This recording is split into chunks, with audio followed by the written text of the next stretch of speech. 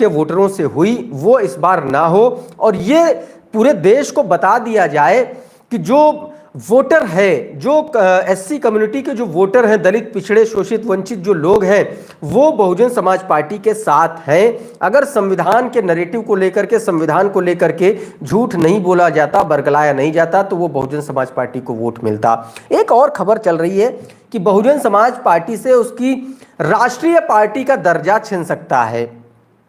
देखिए, ये विशुद्ध कोरी कल्पना है, और इसलिए कल्पना है क्योंकि अभी कम से कम 3 साल कुछ नहीं होने वाला है। 5 साल 6 साल पे इसका एवेल्युएशन होता है कि किस पार्टी को राष्ट्रीय दर्जा दिया जाना चाहिए। 10 साल पे 2014 में खराब स्थिति में पहुंची थी बहुजन समाज पार्टी, लेकिन उसका वोट शेयर पर्याप्त था, इसलिए उसका जो राष्ट्रीय पार्टी का जो दर्जा था वो बचा रहा था। इस बार देखिए क्या है कि वोट शेयर भी डाउन है और सीटें भी नहीं हैं, लेकिन अभी मौके हैं बहुजन समाज पार्टी के लिए। अभी उपचुनाव है, विधानसभा का उपचुनाव है, हरियाणा में चुनाव है, वो गठबंधन में चुनाव लड़ रही है बहुजन समाज पार्टी। इसके अलावा महाराष्ट्र में चुनाव है, तो तमाम सारे ऐसे स्टेट में चुनाव है जहां से बहुत आराम से, बहुत इजीली बहुजन समाज पार्टी वो जो निर्णायक वोट शेयर है, 6% वोट शेयर, किसी भी स्टेट में 6% वोट शेयर या फिर 3 सीटें चाहिए होती हैं किसी पार्टी को अपना राष्ट्रीय दर्जा हासिल करने के लिए, पाने के लिए।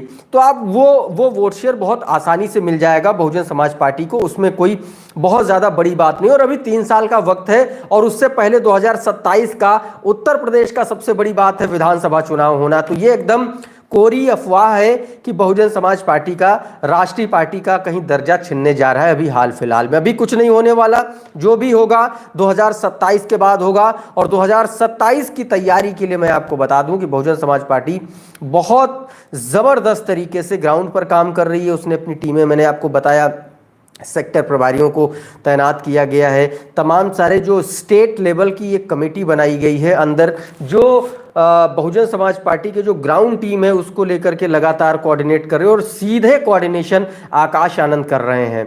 तो आप ये समझिए कि आने वाले वक्त में बहुजन समाज पार्टी उपचुनाव में एक बड़ा मुकाबला देखने को मिलेगा चंद्रशेखर आज़ाद के बीच में और बहुजन समाज पार्टी के बीच में। चंद्रशेखर आज़ाद ने इस इंटरव्यू के ज़रिए, मैं फिर आपसे कह रहा हूं, ANI को जो इंटरव्यू दिया है चंद्रशेखर आज़ाद ने एशिया न्यूज़ इंटरनेशनल को, उस इंटरव्यू से उन्होंने एक बात एकदम साफ कर दी, एकदम पुख्ता कर दी है कि अब बहुजन समाज पार्टी और आज़ाद समाज पार्टी की राहें जुदा हैं, वो एक साथ आ नहीं सकते, क्योंकि एक तरीके की राजनीति करते हैं और दोनों ही ऐसे व्यक्ति हैं, चाहे वो आकाश आनंद हो चाहे चंद्रशेखर आज़ाद हो, किसी से कोई कम नहीं होना चाह रहा है, और एक बहुत कांटे की टक्कर आएगी।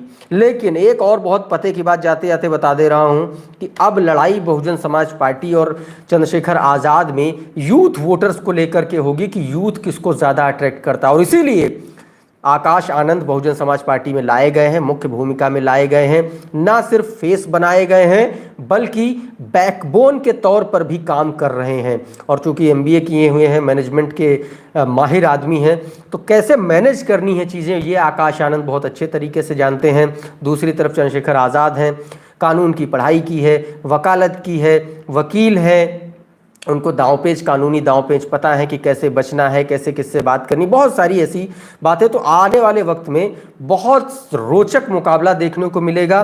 लेकिन आकाश आनंद, चंद्रशेखर आज़ाद का ये जो इंटरव्यू था, ये समझ से परे था कि जो चंद्रशेखर आज़ाद बहन जी से बात करने तक में हिचकिचाते थे, आगे एक लाइन से आगे बोल नहीं पा रहे थे बहुजन समाज पार्टी या मायावती जी को, उन्होंने इस इंटरव्यू के ज़रिए बहुत ज़बरदस्त, बहुत तीखा हमला बोला है और बहुत गंभीर आरोप लगाए हैं कि वहाँ पर अपमानित किया जाता था। बहुजन समाज पार्टी में रहते हुए चंद्रशेखर आज़ाद को अपमानित किया जाता था। ये बेहद गंभीर आरोप है।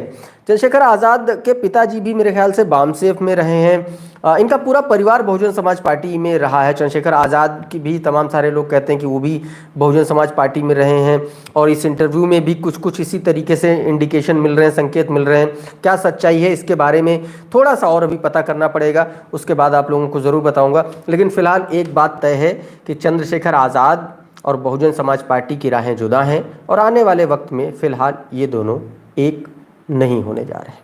आज के इस लाइव वीडियो में फ़िलहाल इतना ही।